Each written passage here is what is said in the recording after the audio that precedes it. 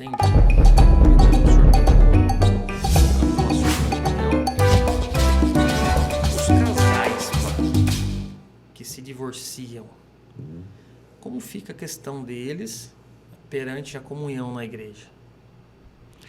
Então, o casamento é uma vez só, o casamento é para toda a vida, né? Nosso Senhor que disse isso: o homem deixará seu pai e sua mãe, se unirá à sua mulher e os dois serão uma só carne, não separe o homem o que Deus uniu.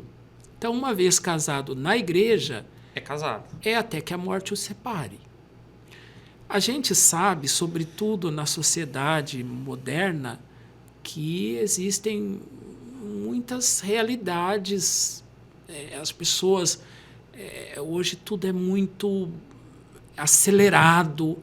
Às vezes as pessoas elas não percebem bem aquilo que está abraçando e às vezes o casamento ele fale por diversas circunstâncias, né?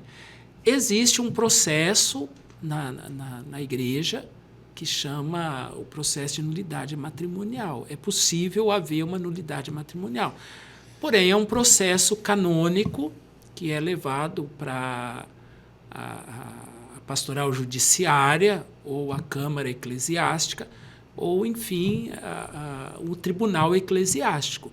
E ali vai ser feito um processo para saber se aquele casamento ele foi válido.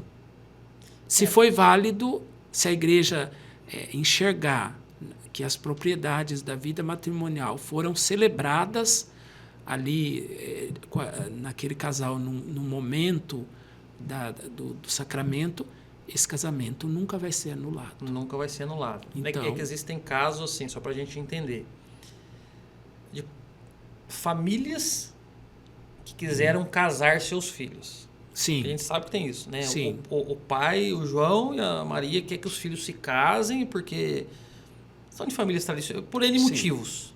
Né? Afinidades familiares. Afinidades, enfim, vamos casar. E aí não deu certo. Isso aí é um caso, por exemplo, que é pode um ser caso anulado. para sofrer, para passar por um processo. Não significa que a pessoa entrou com um processo de nulidade, Que vai esse ser processo vai ser aceito. Então, existirá um processo, porque ali essa pessoa ficou casada, por exemplo, se ela casou por afinidade de família, ela foi obrigada a casar, ela foi induzida a casar.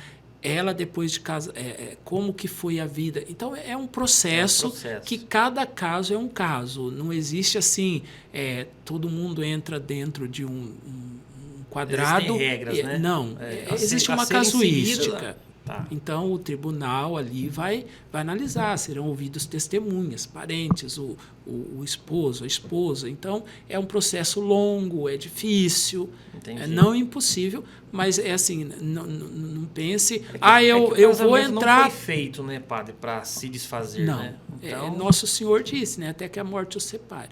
Agora, aqueles que são de segunda união, eles serão privados de algumas realidades, como, por exemplo, a comunhão. Eles serão privados do sacramento da comunhão, do sacramento da confissão, porque muita gente não entende que um casal é uma pessoa que está em segunda união, por que ela não pode comungar? Ela não pode comungar justamente porque ela não pode confessar. E não pode confessar por quê? Porque ela não está fiel àquele primeiro compromisso. Então, ela não pode... E a confissão é ligado à comunhão. E a gente não pode absolver, por exemplo, eu confesso vários pecados, mas tem um que eu não confesso. Ou então, por exemplo, eu vou confessar, mas eu não vou deixar aquele pecado. Então, não foi válida aquela confissão. Entendi. A igreja perdoa, Deus perdoa todos os pecados.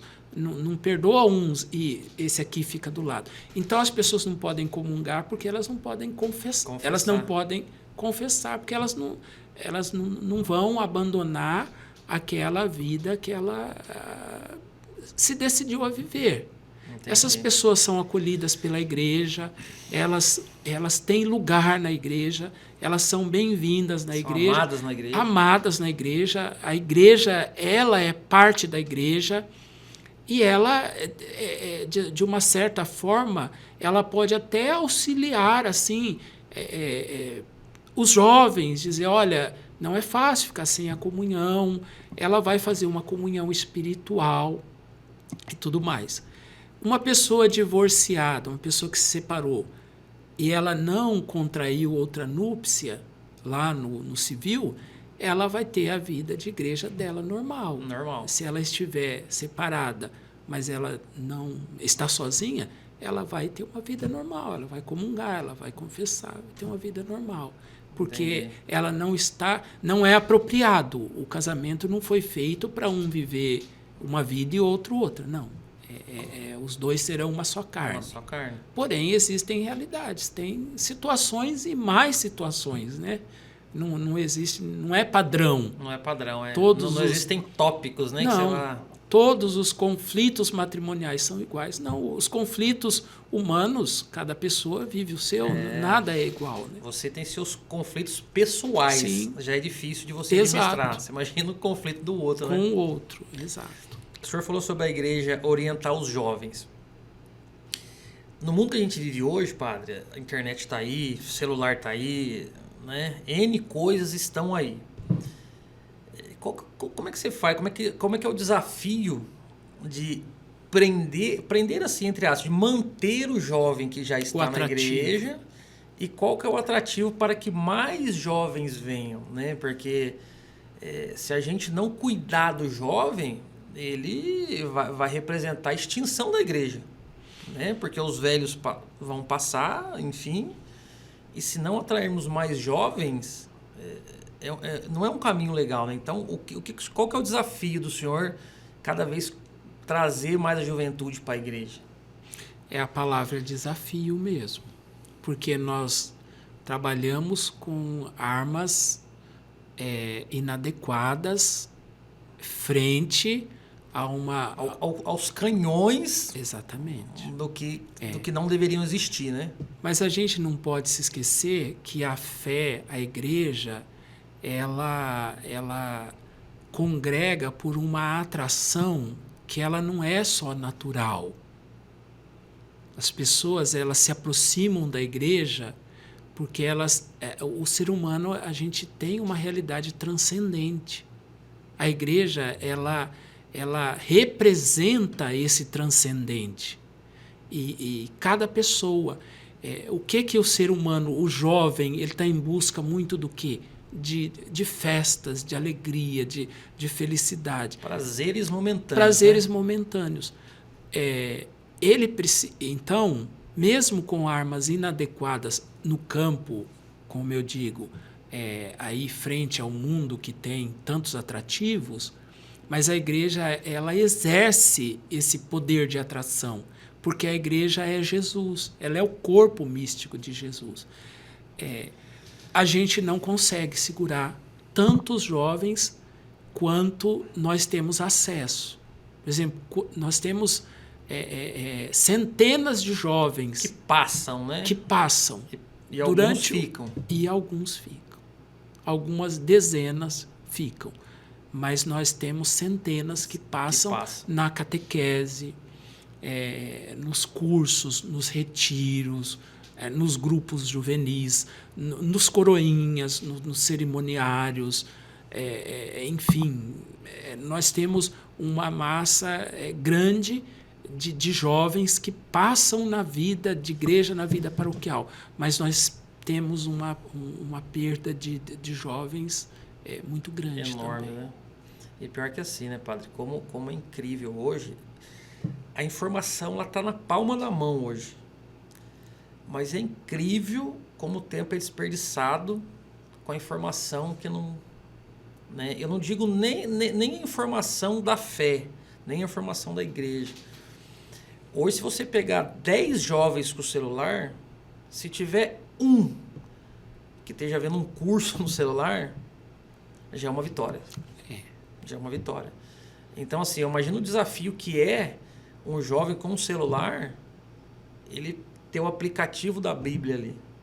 Ele tem o aplicativo de um versículo do evangelho diário, né? Então, eu imagino a dificuldade que a igreja, como pároco, tem que se reinventar ali, como ele depende que os líderes jovens, né? Como nós temos o Tiago lá, que movimenta a juventude aqui na paróquia, como tem que se reinventar, né? E aí você precisa se reinventar, e aí você tem a dificuldade financeira, porque o jovem está lá, tem que ter um refrigerante para o jovem, né? Porque se não tiver um refrigerante, do outro lado tem um refrigerante. Então, eu imagino o desafio que é hoje para a igreja. Eu acredito até que seja o maior desafio, não é, padre? A juventude hoje para a igreja. É desafiador o trabalho com o jovem e é gratificante. Na nossa paróquia nós temos vários frentes de trabalho com o jovem, como eu disse. Nós temos um número expressivo de coroinhas, nós temos um número expressivo, né? Quando eu digo número grande, de adolescentes que estão preparando para a crisma. Nós temos um número expressivo de jovens nos grupos juvenis. Nós marcamos retiros para esses adolescentes, para esses jovens, retiros de conversão, de encontro com a realidade espiritual, com Jesus Cristo. Porém, nós temos uma realidade difícil, que são as famílias. Nós estamos com o mundo, né? As famílias estão assim bastante desestruturadas. E isso reflete na vida do jovem, não só na igreja, mas na sociedade. A gente vê o comportamento dos jovens nas escolas. A gente vê o comportamento dos adolescentes nas escolas, na rua. É um reflexo da problemática familiar. Muitos deles têm dificuldade ali dentro de casa, sem contar a composição familiar que a gente percebe hoje, né? Que nós acabamos de falar, de famílias que foram separadas. Exatamente.